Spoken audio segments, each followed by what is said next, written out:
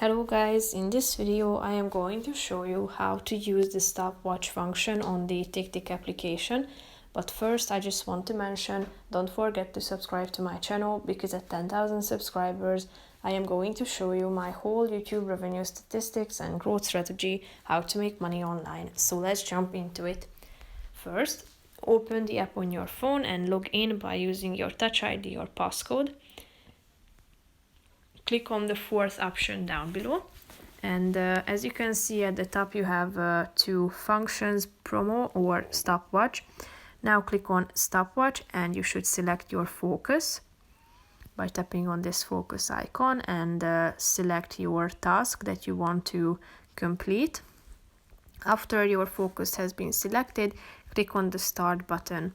As you can see, you can turn on this sun icon, meaning that the screen is on enabled, and if you tap on it, it's disabled. In the upper right corner of the screen, you can turn on white noise, such as the sound of a clock, stove, boiling, chewing, fries, and so on. So if you want to pause your stopwatch, tap on the button pause. You can continue it or end it. So that's pretty much it for this video, guys. I hope you found it helpful. If you did, consider subscribing, and see you in the next video. Bye bye.